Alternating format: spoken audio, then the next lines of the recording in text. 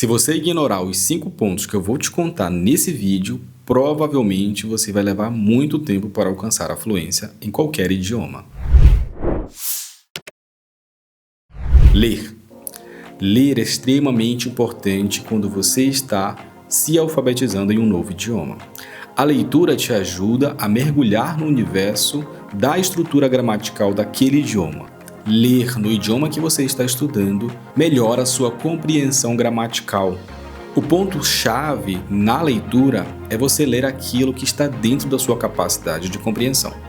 Por exemplo, se você é um aluno iniciante e se desafia a ler textos muito difíceis, com vocabulários, estruturas gramaticais, que você não detém aquele conhecimento avançado ou que você tem muita dificuldade de compreensão, provavelmente você vai se sentir frustrado com a sensação de que você não entende nada daquele idioma. A mesma coisa acontece quando uma pessoa que está com um nível um pouco mais avançado ou bastante avançado, mas precisa melhorar, lê textos muito básicos, tendo aquela sensação de que ele domina o idioma 100%, o que pode não ser verdade. Então o ideal é que você selecione leituras adequadas para o seu nível naquele momento. Isso vai tornar o aprendizado mais rápido, mais fácil e confortável, e você vai adquirir aquilo que a maioria dos estudantes tanto almejam, que é a confidence, a sensação de que você está progredindo. A sugestão é sempre a mesma. Leia artigos, textos, jornais, blogs. Todos os dias a leitura precisa ser regular, nem que seja por alguns minutos. O segundo ponto mais importante é a escuta. A escuta, assim como a leitura, ela precisa ser regular. O primeiro ponto é que a escuta precisa ser constante.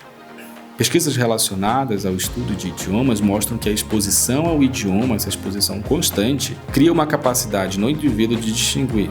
Ouvir constantemente no idioma que você está estudando é importante para que você desenvolva sua compreensão auditiva. Quando você se expõe com frequência em determinado idioma, isso faz com que você fortaleça a sua capacidade de compreender sons e entonações específicos. Um exemplo disso é nós brasileiros tentando aprender um idioma como o inglês, que possui alguns fonemas, alguns sons, que não existem na língua portuguesa. Isso é um grande desafio e escutar constantemente aquele idioma pode elevar muito a sua capacidade de compreender esses sons. O terceiro ponto é a escrita. Escrever naquele idioma em que você está estudando é um dos pontos que não pode ser ignorado em circunstância alguma. Escrever no idioma ajuda a consolidar o aprendizado e estudos revelam que a escrita manual, em particular, reforça o aprendizado de novas palavras e estruturas gramaticais. É importante que você anote tudo aquilo que você vem estudando e faça daquilo um diário. Eu sou falante de 3 idiomas e a escrita foi uma das partes cruciais no meu desenvolvimento nos 3 idiomas, inglês, francês e espanhol. Nos meus períodos de estudo, eu escrevia diariamente durante a noite, usando os 3 tempos verbais, que era o presente, o futuro e o passado. Eu explicava para mim mesmo em palavras tudo aquilo que vinha acontecendo. Claro que eu não fazia todo dia, tinha dias, um dia ou outro que eu decidia não fazer, mas eu mantinha uma regularidade na minha escrita. Fora da sala de aula, eu também mantinha os meus estudos pessoais e a escrita foi uma das partes cruciais para o desenvolvimento em outros idiomas. O quarto ponto é um dos pontos que eu acredito ser um dos mais difíceis para a pessoa que está estudando um novo idioma, que era o pensar no idioma em que você está estudando. Essa técnica é muito difícil porque geralmente a gente já tem uma personalidade formada no idioma que nós somos nativos. Não é impossível porque a maioria das pessoas que falam outros idiomas ou múltiplos idiomas desenvolvem essa capacidade.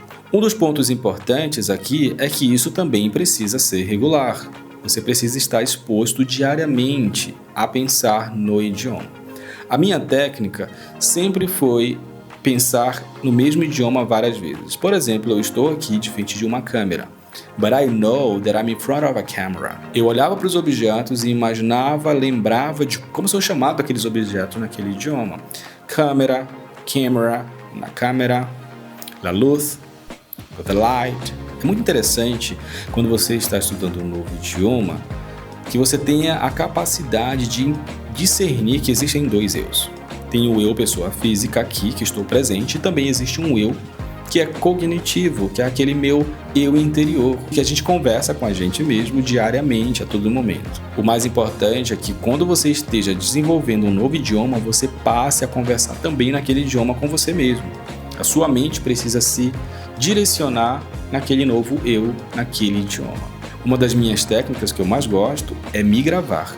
Meu exemplo, eu leio diariamente artigos da minha área de estudo. Então, sempre que eu termino de fazer aquelas minhas leituras, eu faço um pequeno racional, que é um pequeno texto, em poucas palavras, sobre o que eu entendi. E depois eu gravo aquilo para eu me ouvir falando naquele idioma. E automaticamente, se eu identifico alguma falha, e faço uma autocrítica, uma autocorreção, isso também é um exercício muito importante para me forçar a pensar em inglês. Você pode pensar em inglês em diversas situações. Existem outras técnicas, que é como você colocar stick notes em objetos, colocar frases de batom no vidro do banheiro, no vidro dos espelhos, diariamente você ir lá e apagar, usar uma lousa. Eu tenho lousas em casa, por exemplo, e sempre que eu quero gravar um phrasal verb, que é um dos pontos que eu tenho muita dificuldade, eu coloco aquele phrasal verb bem grande naquela lousa branca, para que eu possa lembrar o significado e a aplicação daquele phrasal verb. Uma outra situação em que você pode trabalhar o seu eu ou a sua voz interior no idioma, ou se expor a pensar no idioma que você está estudando, é falando com nativos ou falando com pessoas que já dominam o idioma. Então é sempre bom que você, quando tiver a oportunidade de falar com pessoas nativas, com pessoas que dominam o idioma, você coloque-se ao máximo em exposição. Existem diversas plataformas gratuitas em que você pode ter contato com nativos ou não nativos que são dominantes do idioma ou que têm a língua que você está estudando como um segundo idioma no país, que te dão essa oportunidade de você se expor. Quando você está falando com pessoas que dominam o idioma, automaticamente você está forçando ao seu eu interior a pensar e responder, a processar tudo que está sendo discutido no idioma em discussão. Esses 4 pontos de aprendizado, eles precisam ser integrados a um 5º ponto, que é a curva de esquecimento. Existe uma teoria chamada curva de esquecimento, que é desenvolvida por um teórico chamado Ebbinghaus. Através das pesquisas de Ebbinghaus, foi possível constatar que nós perdemos, dentro de 24 horas, parte daquilo que a gente estudou horas antes. A cada hora, a cada dia que passa, nós vamos esquecendo aquilo que nós estudamos. Então, tudo que nós estudamos hoje, daqui 24 horas, provavelmente 10% você vai ter esquecido. E como você retém isso? Fazendo a repetição espaçada, que é você repetir aquilo que já foi feito um tempo atrás para que o seu cérebro mantenha essa memória recente e possivelmente, através da repetição, coloque na memória de longo prazo. Essa prática precisa ser incluída no estudo dos idiomas, porque é assim que as crianças aprendem, é assim que nós adultos aprendemos quando somos expostos a situações. A repetição, não a repetição a todo momento. Você não pode ficar ininterruptamente naquele assunto, porque senão você também não desenvolve. Então é importante a repetição espaçada. Você aprende o conteúdo, faz as atividades, se expõe àquela situação. Depois de um tempo, 24 horas, 72 horas, você volta a rever parte daquilo. Você não precisa rever tudo. E aí a importância de você anotar tudo que você estuda, porque você pode voltar e revisar aquilo que você viu, colocando esses pensamentos, essas lembranças na memória de longo prazo. Lembre-se sempre, para você desenvolver a fluência, você precisa de constância. Eu sou Bruno Robert, professor e cofundador da Flare Auto School. Se você gostou desse vídeo, deixe seus comentários, não deixe de me seguir para receber mais conteúdos, deixe seu like e nos vemos no próximo vídeo.